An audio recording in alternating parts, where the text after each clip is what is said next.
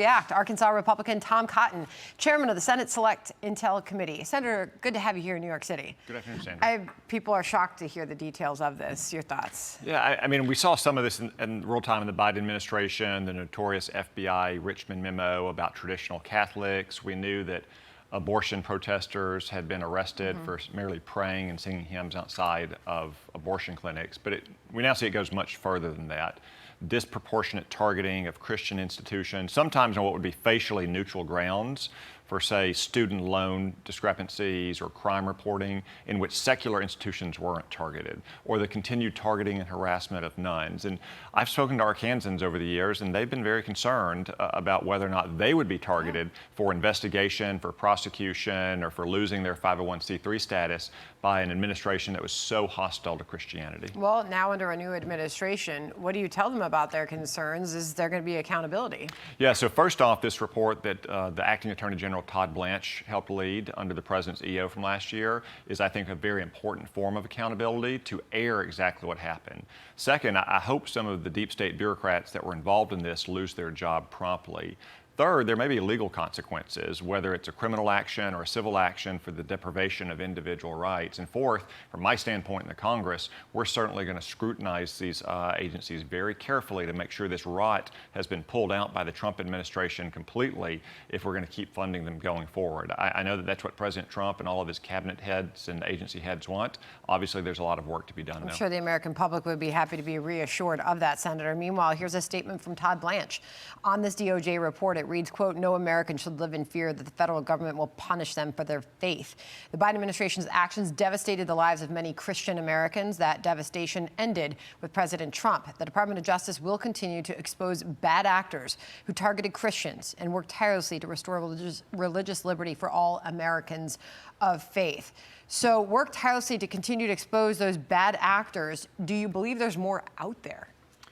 I wouldn't be surprised just because the federal government is so sprawling, Sandra, and we know that the vast majority of these bureaucrats tend to be on the liberal side, especially in the Washington, D.C. era. And I know that Todd Blanche and the Department of Justice are working hard to expose them. And like I said, there's got to be consequences for them as well. They can't just keep their cushy career job, whether that's losing their job, facing civil liability, or even criminal prosecution. If they deprived Americans of their religious liberty, then they should face consequences. A couple other things I want to ask you about. President Trump making news on Iran as he departed for Florida a short time ago. This was at the White House. Listen. Iran wants to make a deal because they have no military left, essentially, and they want to make a deal, but I'm not satisfied with it. They're asking for things that I can't agree to. Now, we had the deputy press secretary on the top of the hour from the White House. I asked, what exactly is Iran asking for? The president says he can't agree to. She couldn't further offer detail on that. But I want to get your thoughts on Iran, where you see things going next as we head into yet another weekend, Senator. Well, I thought Secretary Hegseth and General Kane laid out the Armed Services Committee this week very effectively the great strides we've made since this war started. We have defanged and neutered much of Iran's military capability. They're still controlled by a revolutionary regime, but that regime's ability to threaten Americans here at home, around the world, and our troops and our friends in the Middle East is severely degraded. Now President Trump has used this blockade to put them in an economic vice. They're losing hundreds of millions of dollars a day, and they may soon have to shut off their wells, which could cause them permanent damage and billions of dollars of damage. So time is not on Iran's side here, and obviously the military balance of power is much more in our favor now than it was just 3 months ago, and certainly 10 months ago before we blew up their nuclear facilities. All right. Yeah, I want to end with this. There's some live pictures still coming into us all over the country. We're seeing these protests. Thousands have been called to gather for this rally for May Day.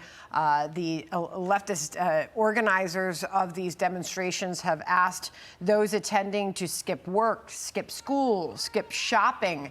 More than 500 events are planned all over the country. The group's organizer calls this May Day Strong, says the goal is to, quote, take action across the country to demand a nation that puts workers over billionaires, with many refusing business as usual through no school, no work, no shopping. You're looking live in New York City, Union Square here in New York City. We just saw some arrests take place outside the New York Stock Exchange. Screen right, Los Angeles. What's your thoughts on all this? May Day has its roots in Marxist-Leninist thought. It's something that Soviet Russia celebrated every year. So it's not surprising that you'd see this new generation of socialists in the Democratic Party taking to the streets all around America. We should remember the roots of it, though, in Marxism and Leninism. That's the direction that the Democratic Party wants to take America. Senator, we were looking at Chicago just a bit ago. That's a mess of a city, in my opinion. Born and raised there, I can't believe what has happened to that city. One of the biggest things that stands out to me is the lack of education and the horrific report cards that we're seeing for that city's children, the city of Chicago's children. Don't go to school? I mean, that's the last thing they should be urging kids to do, take the streets there and not go learn math and science. Yeah, but I think that's why you see a lot of people voting with their feet, leaving Democratic-run cities and states and moving to Republican-run states where they can get better public services like education or infrastructure for lower tax rates and a friendlier business climate as well, not to mention more safety from crime. Yeah, right here in New York City, Zohran Mamdani potentially chasing out Ken Griffin. I mean, he's one of the biggest taxpayers the city has, but he stands in front of his apartment and demonizes him. This is happening all over the country right now. We're covering it. And Senator, it was a pleasure to have you here in New York City. Thanks for joining us. It's great to be in studio with you.